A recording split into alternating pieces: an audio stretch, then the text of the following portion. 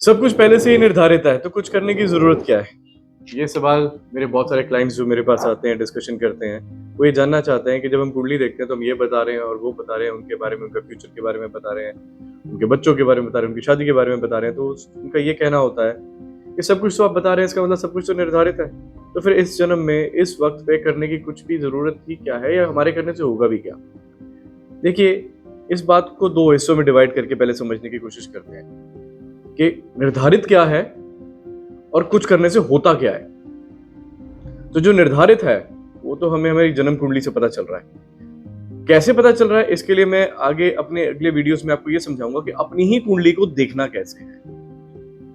बहुत इजी करने की कोशिश करेंगे इसको, ताकि आप समझ भी पाएं कि जब आप अपनी कुंडली को उठाते हैं तो उसमें ये नंबर्स जो आ रहे हैं, ये जो बॉक्सेस आ रहे हैं, ये जो प्लैनेट्स लिखे हुए हैं, उसके बाद कुछ डिग्रियां लिखी हुई हैं, उसके बाद कुछ दशाएं लिखी हैं, इनका मतलब क्या है, इसको बहुत इजी वे में, एक लेमैन की लैंग्वेज में, एक लेमैन के तरीके से समझने और समझाने की हम कोशिश करेंगे। लेकिन पहले ये समझते हैं कि कुछ करने से क्या होता है। देखिए, जो इवेंट होना है वो आपकी जन्म कुंडली ने बता दिया।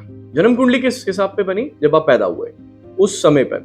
लेकिन उस समय से लेकर अब तक जो आपने कर्म किए, इवेंट तो हो रहा है, लेकिन जो आप कर्म कर रहे हो वो आपके इवेंट पे फर्क डालेगा।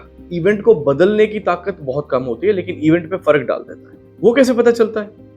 उसके लिए हम प्रश्न कुंडली लगाते हैं। सो जो आप अब कर्म कर रहे हैं उनका बहुत बड़ा फर्क पड़ता है, और वो फर्क देखने के लिए हमें प्रश्न कुंडली की जरूरत पड़ती है। लेकिन फर्क पड़ता कैसे है? हमारी किस्मत में क्या बदल जाता है? देखिए, वर्ड किस्मत अपने आप में पूरा है ही नहीं। लक, किस्मत, ये दोनों ही वर्ड्स अपने आप में पूरे नहीं है। पूरा शब्द है कर्म फल, यानी कि आपने जो कर्म किया उसका फल मिलेगा। फल भगवान के आशीर्वाद से मिलेगा। बल्कि भगवद गीता अध्याय 5 श्लोक नंबर 14, ना कृतत्वम ना कर्माणि लोकस्य सृजति प्रभु ना कर्म फल संयोगम स्वभवस्तु प्रवर्तते। भगवान श्री कृष्ण द्वारा ये बात कही गई कि किसी के कर्म में मेरा हस्तक्षेप नहीं है। जैसे कि उन्होंने अर्जुन को बोला, इन सबको मार, ये जो तेरे सगे संबंधी हैं, क्योंकि ये पाप के साथ हैं, ये गलत चीजों के साथ हैं, ये अधर्म के साथ हैं।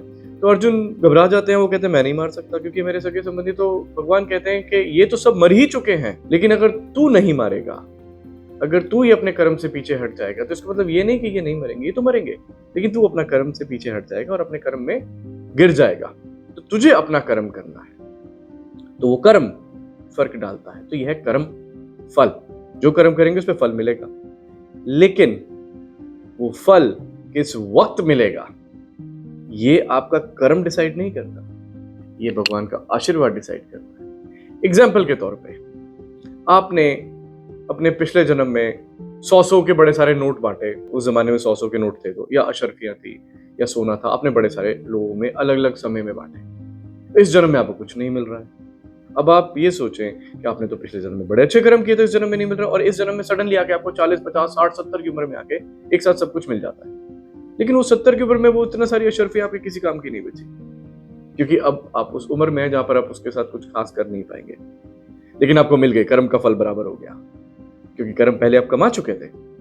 लेकिन वो जो आपका कर्म फल मिला, उसकी जो टाइमिंग थी वो भगवान के आशीर्वाद पे थी। और भगवान का आशीर्वाद इस बात पे डिपेंड करता है कि आप इस जन्म में जो अपने कर्म कर रहे हैं उसमें कितनी शुद्धि लेकर कर रहे हैं। बुरे कर रहे हैं तो फिर मिलेगा भी नहीं, या कम मिलेगा, या फिर ऐसे समय में मिलेगा जिस वक्त आपको उसकी जरूरत नहीं है, लेकिन हिसाब बराबर हो जाएगा। तो अच्छे कर्म करेंगे अब भी, तो पिछले अच्छे कर्म आपको सही समय पे, जब जरूरत है, आपको लगता है कि आपको जरूरत है, और भगवान को भी लगता है कि इसी वक्त इसको देना चाहिए क्योंकि इसने अच्छे दृष्टि, अच्छे कर्म से वो कमाया है, तो आपको इस समय मिलेगा।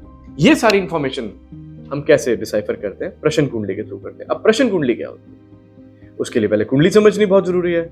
तो इसलिए हम अगले वीडियो में आपको ये समझाना शुरू करेंगे कि कुंडली बनती कैसे है मोटे मोटे तौर पर, और उसके बाद हम इस पे आएंगे कि जब आप अपनी कुंडली किसी भी सॉफ्टवेयर से बना लेते हैं, फ्री सॉफ्टवेयर बहुत सारे, गूगल पे टाइप करिए और अपनी इन्फॉर्मेशन को डालिए। 3 इन्फॉर्मेशन चाहिए होती है इसमें, आपका डेट, टाइम, प्लेस।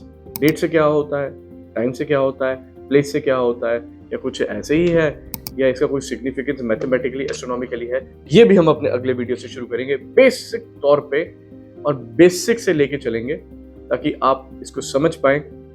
और उसके बाद हम इसके प्रेडिक्शन पार्ट पर भी आएंगे कि आपको पिछले जन्म में आपने शायद क्या किया था, वो भी आपको यहाँ से देखने का मौका मिलेगा, समझने का मौका मिलेगा, और अब आपको उसकी वजह से क्या क्या मिल रहा है। और अगर आप ये समझ जाएंगे कि क्या, कैसे, कब मिल रहा है, तो आप ये भी समझाएंगे खुद ब खुद कि आपको अपने कर्म में या अपने किसी भी पूजा पाठ में या अपने किसी भी अरदास में या अपनी किसी भी तरीके में क्या फेरबदल करना है या क्या नहीं करना है या क्या करना है और उससे कैसे इम्पैक्ट पड़ेगा। आप खुद ये सब कुछ करने लग जाएंगे अगर आप किसी एस्ट्रोलॉजर के पास जाते हैं, क्योंकि उनके पास बहुत ज़्यादा एक्सपीरियंस होता है। जैसे एस्ट्रोलॉजर्स के पास वो आपको बहुत ज़्यादा इंसाइट भी बता सकते हैं।